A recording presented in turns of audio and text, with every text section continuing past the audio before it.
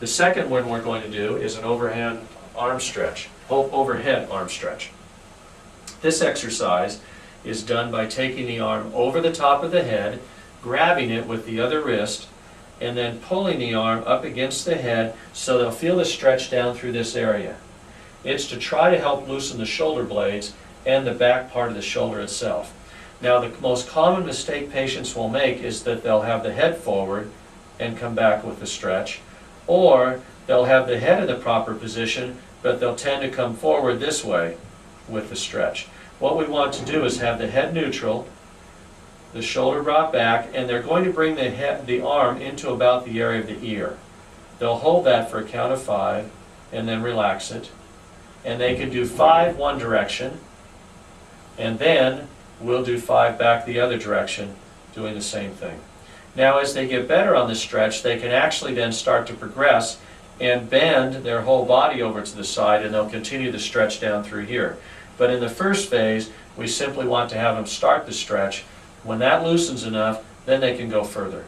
The main thing we don't want to do is stretch through pain, whether in any of these stretches. So with this, don't force the stretch enough that it's starting to be painful. Okay?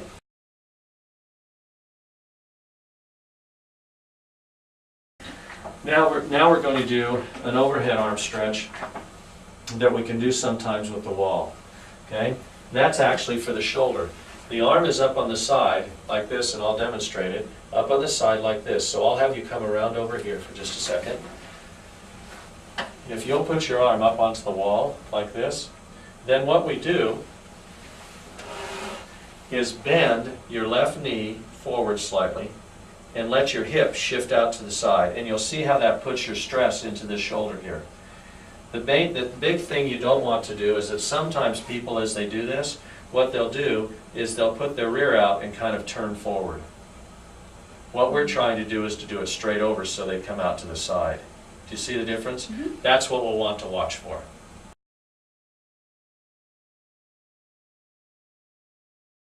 Now we're going to start with another one that I call the Bullwinkle. I haven't shown you this one before, but this one's called the Bullwinkle. It is actually not a joke, although it will seem like a joke. I want you to take your hands and go like this. Now, what I'm going to do is have you bring your hands back like this and put them on your ear. Keep your palms up, and then bring your elbows together. Do you see how that stretches you here? Mm-hmm. That's a good stretch there. Mm-hmm. That's the purpose of it. You have to keep the elbows up and the palms up. The more they're up, do you see how it stretches more? Uh-huh. Okay, now relax for a second. If you turn your hands this way and do it, you get no stretch. Mm-hmm.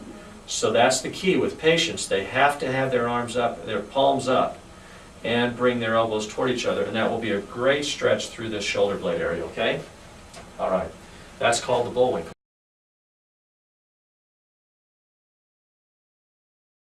Okay, the next one we're going to do is called the serratus anterior. That's S-E-R-R-A-T-U-S, anterior.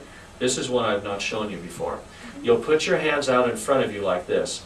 Now, if we pretend for just a second that we had some little brother or something like that, and you were trying to do a magic trick, and he's 3 years old, and you're trying to show him how you can make your arms grow longer, try to do that for a second. There, that's the exact exercise. And he would think, because you're trying to make it happen without looking like you're moving. Do you notice how when you do that, you'll feel it through this area under your rib cage, kind of underneath your shoulder blades? Now relax it, and then do it again. That is the exercise. What patients will try to do is to pull their whole shoulders forward or to shove their neck forward. All we want them to do is push their arms forward. That builds and strengthens a muscle that's underneath your rib cage that helps to hold the ribs in place. So that's the serratus anterior muscle. Okay?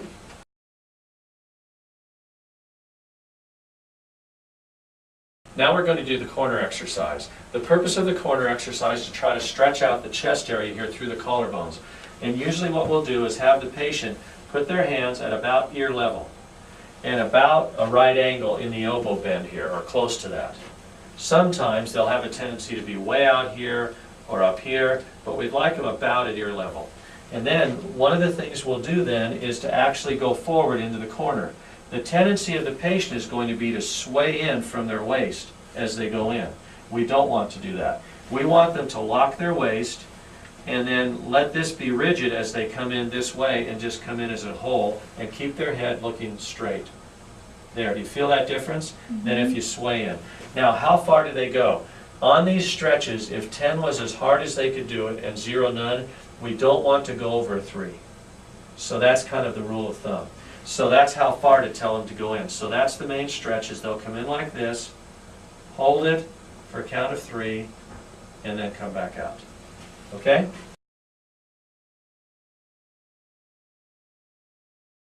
Okay, now, what we're going to do on this one is to actually try and strengthen the inguinal muscle.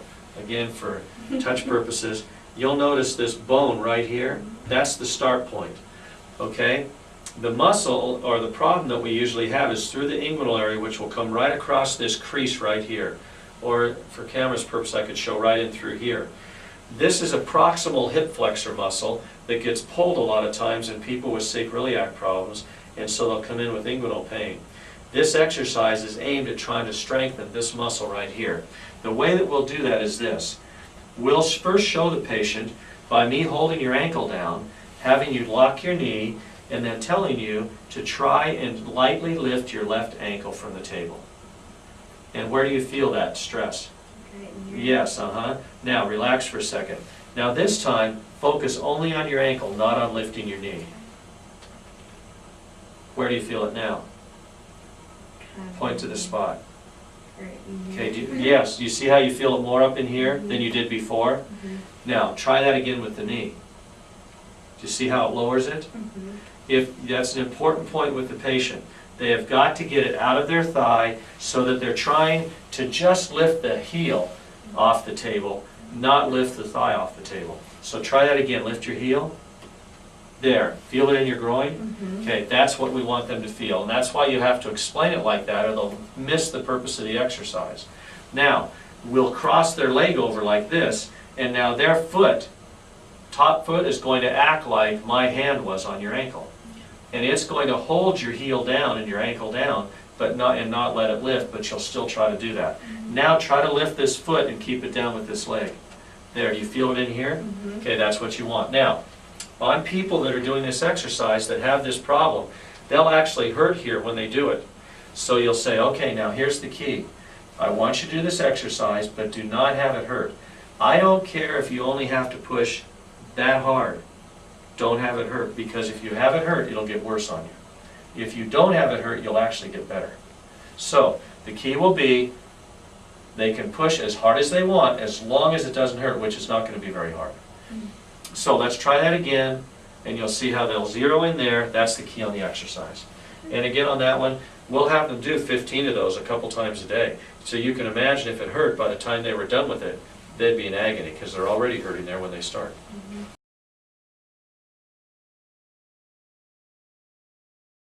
Now we're going to go over one that's an isometric exercise for the hip. It's almost similar in that you can't have it hurt. I'm going to have you slide to the edge of the table here, and I'm going to pretend that I'm either the door opening or the wall or the door or the couch or something, and you'd put a pillow in here that would help to cushion you. And then here's the key. I want you to try to push your ankle bone, this ankle bone, into my leg. Try to do that. Where do you feel that? Okay, that's because you're lifting a little bit. Okay. Now slide it over. Don't lift at all. Where do you feel that? Do you see the difference? Okay. Now the reason that's important again is the patient will have a natural tendency to lift and push. We want them to only slide it over. Now one thing that will help their comfort is to bend the opposite knee up like this, because it'll give them stability. And now I'm going to have you try that again. Slide it into me. Do you feel that in your hip there? Okay, that's the key to it. Now again, we want them to feel that right here in the hip, through this area. When they do that, again, we don't want any pain because this is usually for a bursitis type problem. And so if they hurt, they're just going to flare up and make it worse. So the key will be, you push against. I don't care if you only push that hard, and you'll show them that with hardly any pressure on there. And then tell them you want them to do 15 twice a day with without lifting it. Now try it again without the lift. There, are they feeling it here? You'll want to check that, then that's perfect.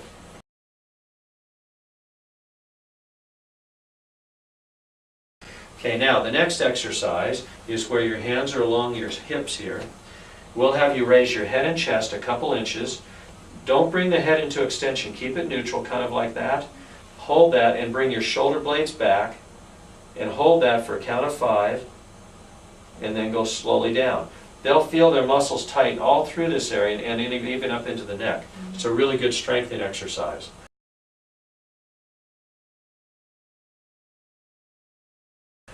Okay, the next exercise, the thing that people will have a tendency to do with that is they'll bring their head too far back, and I tell them if they do that they're going to cramp here and get a headache out of it, and we don't want that to happen. Now, a third exercise is the alternate arm-leg lift. They'll put their arms above. They can put their head into a pillow at home or between two pillows or whatever. And what we'll do is have them lift one leg and the opposite arm just a couple inches off the table. And keep them straight. Good, like that. Hold it, and then slowly go down.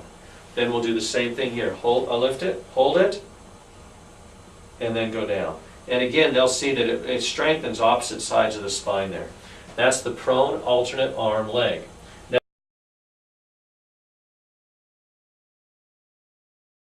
We're going to do a prone leg lift.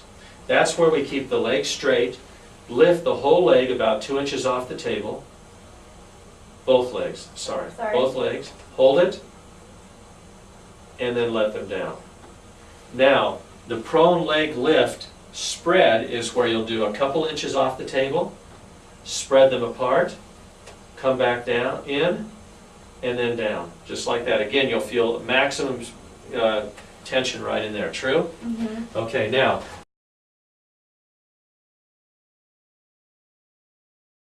I'm going to move this table down because the next exercise I show you is one we'll want to have visualized better. If you'll come over the edge of the table so that your chest is about right here. Okay, now on this exercise, and let your body just kind of hang down.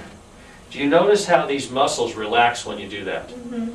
Okay, now I want you to start to lift. Let that down just a little. There you go. There, do you feel how that relaxed more? Okay, now, they may think they're going to fall off. Can you tell you're not going to fall off? Can you tell? Yeah. Okay, now what you'll do is raise your head and chest and shoulders just a couple inches. I'll tell you when to stop. Right there. Did you feel them ridge right then? Mm-hmm. And you notice how you're about neutral? Mm-hmm. That's how high you want to go. And then you'll hold a count of 5 and then relax all the way down again. So they completely let go.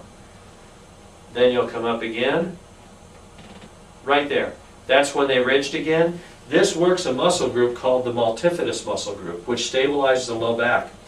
And it is best worked by coming neutral like this, but obviously you can't be on the table or you'd just be on the table flat. So, okay, that's that exercise.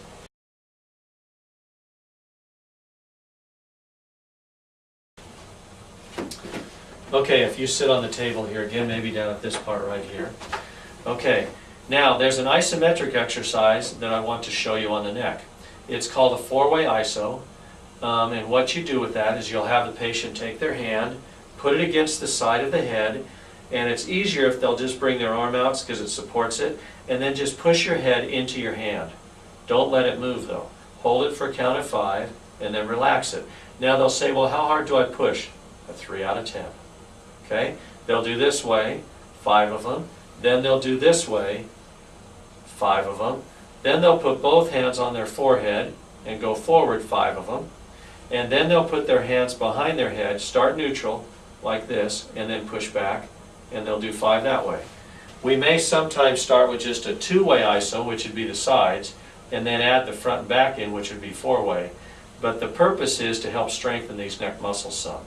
Now, when we get to where they're doing that isometric well, then let me take this. We'll do the 4-way cervical strengthening, which is not iso. Iso means that you don't move it.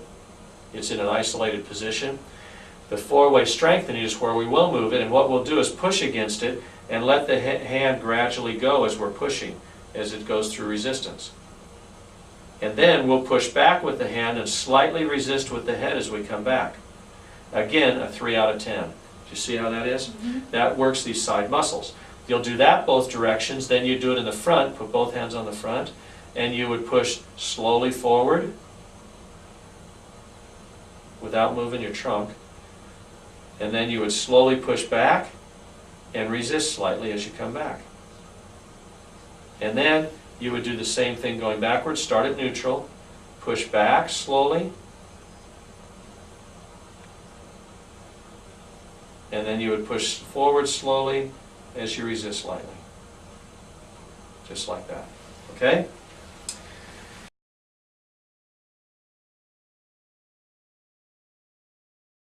Okay, now when we come to the bird exercise, the thing that we try to do with that is there are two parts. The easiest part of the bird exercise is bird one, and that's where we're simply taking the arms and reaching them over the legs on the opposite sides. We're not really lifting the legs. And so what we'll do for that at first is we'll have the arms over the head, and what we'll do is bring the arm across, and we'll reach up across the leg like this, hold it, and then slowly go back down. Now the key is when we do this, if they're too weak and they have a challenge doing it, they may need to grab their knee. That's all right, we got to start somewhere. So that may be their first step. Then you'll come back and you'll do the opposite way where they'll come up, reach past it, and then slowly go back down. The key is for them to go slowly and not jerk it up, because if they jerk it up, they're going to use recruiting muscles and it won't be the same. Even if they can only reach their fingertips to their knee, like this, if they were only able to come up this far, that's fine. At least it's a start. They'll gradually build past that. Then the third part of it is, one part is one arm, one part is the other arm. The third part is to reach forward with both arms. And when they come forward, it'll be the same thing. Hold it, and then they'll come back like that. Now at first, they may only come to here. And sometimes we'll have to tell them, look, why don't you do this? Bend your knees up more, just grab your knees. Just hold it and try to tighten your stomach some and then go back down. That may be how they have to start it. That's fine. We at least start them in one position with that. Now, when we come to bird two, the difference is that now we'll have the legs laying flat. So now, when we reach up here, at the same time we're reaching with our arm, the opposite leg is going to be bending up so they meet. And you end up in the same position as before, but you've worked the top and low part of the abdomen doing that. So try that for a second.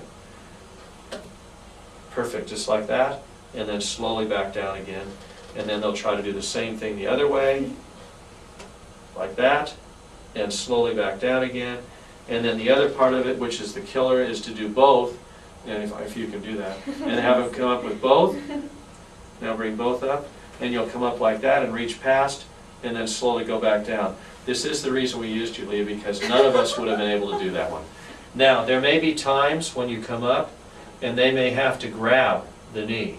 And so for doing both, bend your knees, it may be that the start of their bird two is having the knees bent, and they'll just grab. And they'll kind of hold it, and then they let their arms slowly slide down their leg as they come back to help give them support as they work with that. But those are some of the core strength exercises that we'll try to do with that.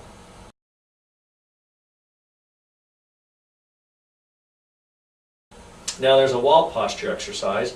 If you'll stand up against here for just a moment, and you're back against here.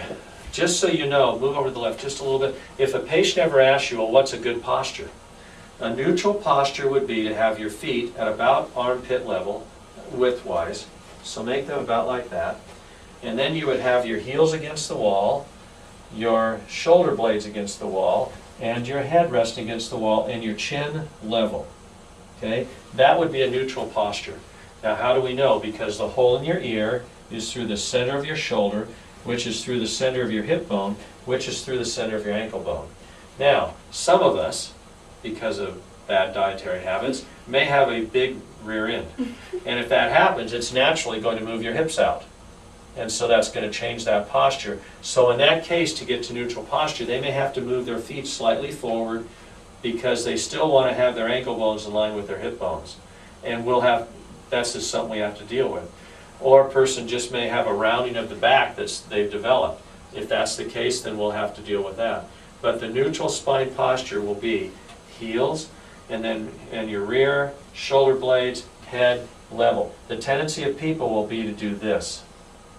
And we want them to have to make it level. Now, what I do on this is have them stand in this position for a minute. Now it'll seem like not much, but a minute in this position is a long time. Do you feel how it tightens your, you'll feel it through your muscles back in here. Do you notice that? And you'll kind of go, gee, I didn't realize that was it. Now, relax for a minute. And that will show you how your spine posture changes, as opposed to where they'd be back against the wall. Do you follow me? Now, I just wanted to show you that so on patients, they'll then see the difference. They'll kind of go, oh, okay, that's a natural tendency of that.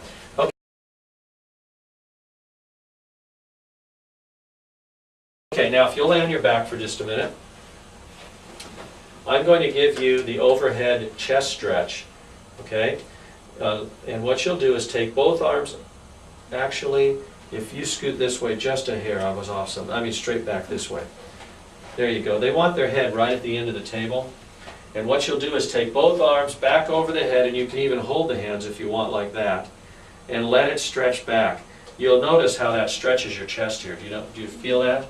Now, what you'll do as they get better at that is then you'll take a pillow out. I'm going to take the pillow out and lay your head back, and you'll see how that stretches it more. And if you then want to increase the stretch even further, slide your head down so half your head's off, and you'll see how that does even more. And it stretches it through here. Does that make them go a little bit tingly? A little bit. Yes, because again, that's pulling on some of those blood vessel nerves through there. Another option off of that will be to have your hands go out to the side about 45 degrees, kind of like this, and you'll feel how it stretches it a little bit different on that too.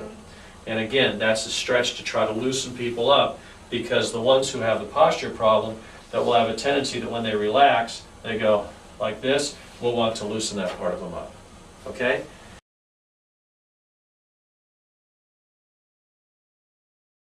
Oh, I'll show you the other before you do. Sorry. Let's have you sit up and face that way. I forgot one of them. Okay, this is a preacher exercise. I haven't shown you this in a long time. So the preacher exercise, what you do is put your hands in a prayer position. Yes, and what you do with this is to bring your hands straight up in front of your nose. Right there. Do you notice how that stretches you? And then keep going slowly, right there. Where do you feel the stretch? Like underneath my arms. Yes, and back through your shoulders. Do you notice that? So people that are secretaries, what they'll do is come up like this, and you'll feel it almost pass right through here. Do you notice that? So sometimes they'll wonder, what can I do when I'm at work that I could do to help loosen myself? Well, there are a couple of exercises. One is the Bullwinkle, and one is this one. A little bit weird to watch, but they actually work pretty good.